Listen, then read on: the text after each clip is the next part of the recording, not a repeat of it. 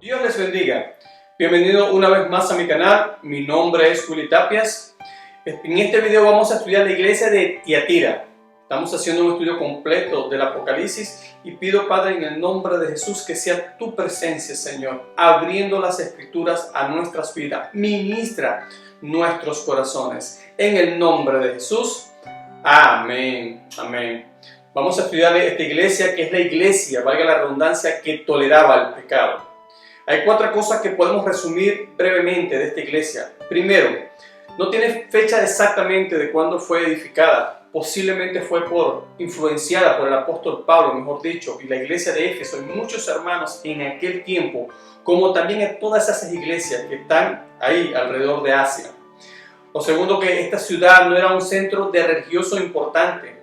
El dios principal que adoraban su pueblo, su gente, era el dios griego del sol, llamado como Apolo, conocido. Lo tercero que podemos ver es que esta iglesia, por consiguiente, ya no sufría o corría el riesgo o peligro de la persecución. Lo cuarto es que su presión venía directamente por el gremio, por ser parte de las poderosas corporaciones comerciales de artesanos que habían en la ciudad. En el versículo 18 empieza hablando y hace referencia a nuestro Señor Jesucristo, como hemos visto en todas las cartas. Él empieza a dar nombre como Hijo de Dios, el que tiene ojos como llama de fuego, recordando que esa mirada penetrante discierne todas las cosas, que ante Él, ante su presencia, no hay nada escondido. Recordemos como iglesia que Dios jamás será burlado. Y dice que su pie es semejante al bronce bruñido. Esto nos describe su pureza y su santidad, y que Él pisotea toda impureza de pecado que pueda haber en la iglesia. Esto lo estudiamos en el capítulo 1. Cuando empezamos en el versículo 19, Dios empieza a elogiar la iglesia como lo hacen casi todas las iglesias. Y Él empieza diciendo, primero, yo conozco tus obras. Esta es una iglesia que obraba por amor al Señor, tenía obras que agradaban a Dios. Lo segundo que le dice es que tenían amor. A diferencia de la iglesia de Éfeso, que tenía carencia de amor, Jesucristo recalca una característica, que tenían amor, que aunque posiblemente era un amor blando porque estaban tolerando el pecado, en sus corazones amaban a Dios. Lo tercero es que tenían fe, eran unos creyentes que eran perseverantes, eran fieles a nuestro Señor Jesucristo. Lo cuarta característica dice que era una iglesia de servicio, si su fe y su amor por nuestro Señor Jesucristo le hacía hacer trabajar, servir a aquellos que necesitaban del Evangelio, aquellos que necesitaban conocer a Jesús. La quinta característica que dice que tenía paciencia. A pesar de las dificultades y presiones exteriores que estaban viviendo, era una iglesia que no abandonó la fe a nuestro Señor Jesucristo, no abandonó a Jesús. Y lo sexto es que dice que sus obras postreras eran mayor que las primeras. Era una iglesia que iba en aumento. Y todas estas características fue algo tan importante para Jesús que merecían el elogio de Él. Él elogió a la iglesia. Él estaba contento con las obras que tenía la iglesia. Pero cuando leemos del versículo 20, como estamos estudiando al versículo 23, no vamos a conseguir el reproche que nuestro Señor Jesucristo hizo a la iglesia, pero recordemos que siempre para llamar a la iglesia y a cada creyente al arrepentimiento. El problema, como dijimos al principio, no era un problema de persecución que estaba sufriendo esta iglesia, ni lobos rapaces que estaban afuera. Era una mujer interna que estaba dañando a la iglesia de Cristo. Y Jesucristo empieza diciendo, pero tengo unas pocas cosas contra ti. Él estaba permitiendo que una mujer, que se da el nombre de Jezabel, que se hacía llamar profetisa, primero estaba enseñando a la iglesia falsas doctrinas, falsas enseñanzas, herejía, transdiversando la palabra de Dios. Y lo segundo que estaba permitiendo a la iglesia era que esta mujer estaba seduciendo a los creyentes para fornicar, tanto espiritualmente como físicamente, comiendo también de las cosas sacrificadas. Cuando hace referencia al nombre de Jezabel, posiblemente no era su nombre, pero este es un nombre de una mujer que vivió en el Antiguo Testamento, Y como podemos recordar, fue esposa del rey Acab. Esto lo podemos leer en Primera Reyes capítulo 16. Dice que ella destruía a los profetas del Señor e intentó eliminar el culto a Jehová en Israel. Ella misma era dada a las fornicaciones y a la hechicería. Ella fue el instrumento de Satanás para corromper al pueblo de Dios. Fue una mujer perversa. Ella era hija de un rey de los Sidonios. Y de la misma manera, el Señor estaba haciendo una reclamación a la iglesia porque había permitido que esta mujer tomara una posición de liderazgo, tomara el púlpito o el micrófono y estaba enseñando, corrompiendo, transdiversando la palabra de Dios, que los creyentes, los cristianos en ese momento podían participar de las fiestas paganas, comer de las cosas sacrificadas, hacer inmoralidad sexual, como si después no iba a haber ninguna consecuencia. Si nosotros podemos analizar algo hasta el sol de hoy, si hay una presión que viene sobre el ser humano, es la parte económica. Pero nosotros tenemos que recordar que Él es nuestro pastor y nada nos va a faltar. Su palabra nos enseña que Él va a suplir todas nuestras necesidades conforme a sus riquezas en gloria. Tenemos que recordar que Él es nuestro sustentador, nuestro ayudador, que Él está todos los días con nosotros y que ninguno de los que confiamos en Él vamos a ser avergonzados, que tenemos que depositar nuestra confianza en Él. Cuando leemos en el versículo 21, viene un juicio contra todas estas personas si no se arrepentían. En el versículo 21 vamos a ver que Dios llama a esta mujer a arrepentirse de sus fornicaciones, pero la palabra dice que ella no quiso. Y en el versículo 22 dice que Dios la arroja a la cama, a una enfermedad y finalmente en el infierno, porque estaba haciendo un gran daño a la iglesia de Cristo en ese momento.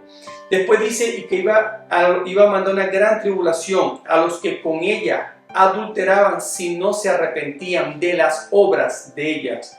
Una vez nuestro Señor Jesucristo, como vemos en cada una de las cartas y como vemos en cada una de nuestras vidas, Él llama al arrepentimiento. Estaba diciendo a los miembros, a los líderes, que tenían que apartarse de todas esas enseñanzas, los que estaban congraciándose con esta mujer, los que estaban adulterando, los que estaban haciendo lo incorrecto, los que estaban diciendo tienen que arrepentirse, si no iba a venir un juicio también sobre ellos, iba a venir tribulación, quizá enfermedad y posiblemente la muerte física. Y después, cuando seguimos leyendo, la palabra dice que iba a venir y a sus hijos heriré de muerte. Si nosotros estudiamos esto, podemos darnos cuenta que es algo muy delicado. Esta mujer ya tenía hijos espirituales. Esto no se refiere a hijos biológicos. Tenía hijos que ya estaban influenciando ahí dentro de la iglesia. Estaban diciendo, no es malo comer cosas sacrificadas, no es malo hacer concesiones con el mundo, no es malo hacer un contrato y estar con ellos, compartir sus cosas.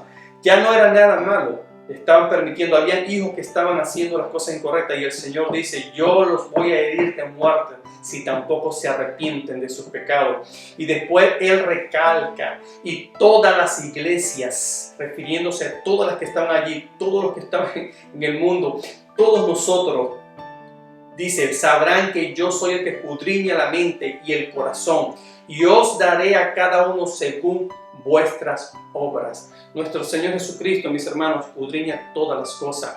No se puede mentir al Espíritu Santo. Pero Dios dice que a cada uno va a dar de acuerdo a sus obras. Y esto no se refiere a la salvación, porque todos los cristianos somos salvos por la fe en nuestro Señor Jesucristo. Pero aquellos que estaban obrando mal van a ser juzgados y recompensados.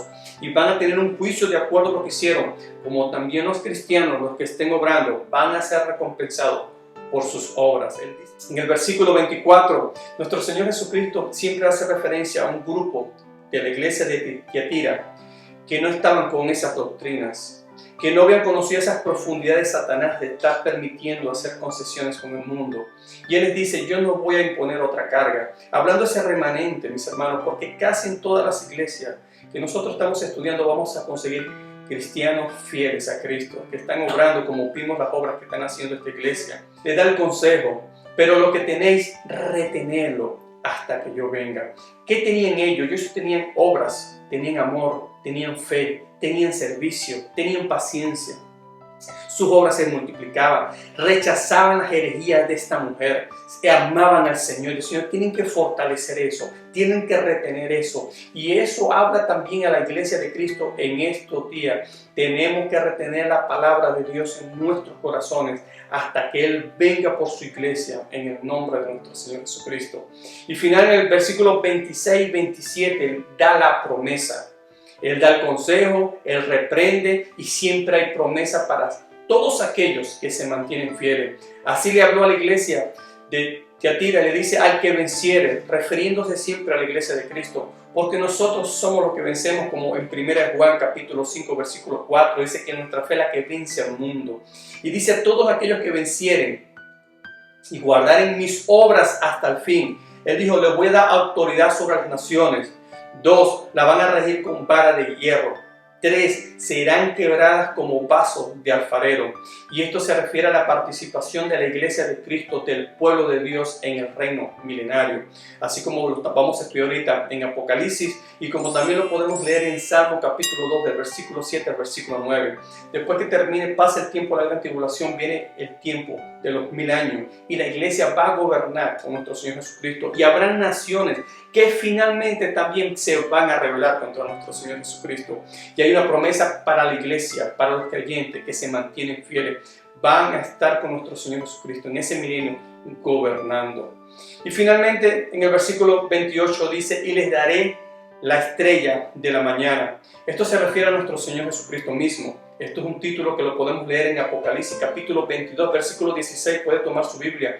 Segunda de Pedro capítulo 1, versículo 19. Y en el versículo 29 dice lo que le dice a todas las iglesias y nos dice hasta el sol y a todos nosotros. El que tiene oído, oiga lo que el Espíritu dice a la iglesia. Es un pedido de prestar atención a lo que Dios está hablando a la iglesia de Tiatira. Porque si está aconteciendo con nosotros, si la iglesia está haciendo concesiones con el mundo, está permitiendo que gente de liderazgo corrompa la iglesia con falsas enseñanzas, poniendo su mirada en las cosas de este reino y no del reino de Dios, Dios llama al arrepentimiento. Al igual que la iglesia de Éfeso, mis hermanos, tenemos una enseñanza específica también, que ellos estaban careciendo de amor. La iglesia de Tiatira tenía amor, pero era blando y estaba tolerando el pecado y no estaba corrigiendo, no estaba disciplinando, no estaba sacando esa falsa gente que estaba dañando a la iglesia. Esto es una iglesia que Dios nos las pone y como iglesia tenemos que aprender. Bueno, mis hermanos, esta es la enseñanza que comparto con ustedes referente a esta iglesia. Espero que haya sido de gran bendición para sus vidas. Tomen su Biblia, escudriñen las Escrituras, vean este video, vuélvanlo a ver si es necesario, porque va a bendecir sus vidas. Una vez más les pido que puedan compartir para que otros sean bendecidos. Comenten, dejen su like, porque de la misma manera bendicen este canal. Dios les bendiga. Hasta el próximo video.